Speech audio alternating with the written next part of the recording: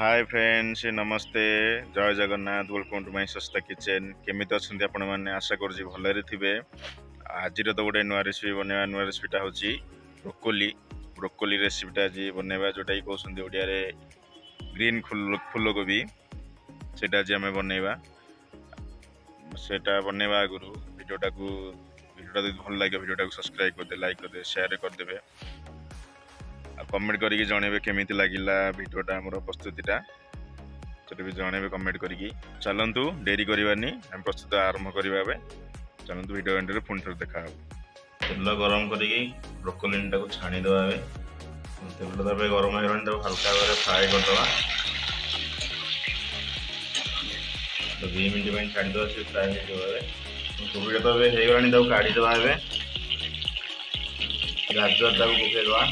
गाजर तो आम एगलानी फाइनाली बाहर करदे तक आलू पकईदे फाइनाली आम तो आलू एगलानी काढ़ीदे से हल्का फ्राए करा ब्रोकोली रेसिपी कौन कौन सामग्री नहीं चला तुम देखिए आम पियाज काटिकी रखीदे एपटे अदा रसुण पेस्ट टमाटो और धनिया पत्र फुटण पे नहीं आमर तेजपत्र डालचीनी शुखला लंका और जीरा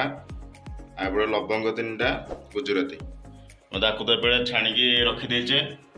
आलू गाजर आ ब्रोकोली चलते हम प्रस्तुत करवा पूरा गरम होगी अच्छी पकईदे सब ए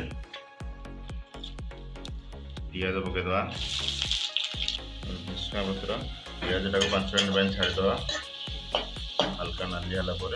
फाइनाली आम तो पियाज टे नाली पड़गला पकईदे अदा रसुण पेस्ट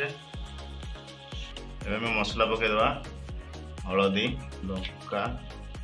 जीरा गुंड और चिकेन मसला हल्का टी पानी दे घाटी देवे रहा आम स्पेशल गरम मसलाटा स्वाद अनुजाई लुण पकईदे पकईदे आम टमाटो 5 मिनट छाड़ीदे मसलाटा भले कषे टमाटो भी फिटिज तो फाइनाल आम मसला रेडी आम ढालीदे छाणी रखीदे ब्रोकोली आलू गाजर भल भाव मिक्स करदे केवे करके खाइबे बढ़िया लगे ब्रोकोली तार अलग टे टेस्ट भी तार अलग 3 मिनट में छाड़ीदे मसला भले कषि गला तार पानी ढाल कषाटा तो आम रेडी होगा पानी देदेवा आप जी पानी रखा चाहिए ये भी देपारे कषा भी खाया चाहिए कषा भी रखले भी चलो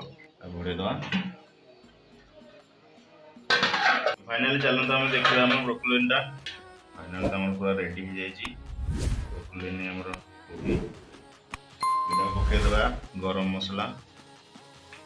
धनिया पत्र पकईदे गैसटा बंद करदे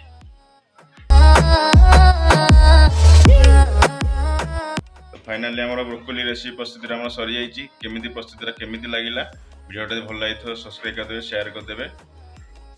लाइक भी करदे कमेंट करके निश्चय जनइबे केमिति लगिला ब्रोकोली प्रस्तुति आमर वीडियोटा को तो ये एंड करछु पुणी देखा नेक्स्ट वीडियो रे लव यू ऑल जय जगन्नाथ।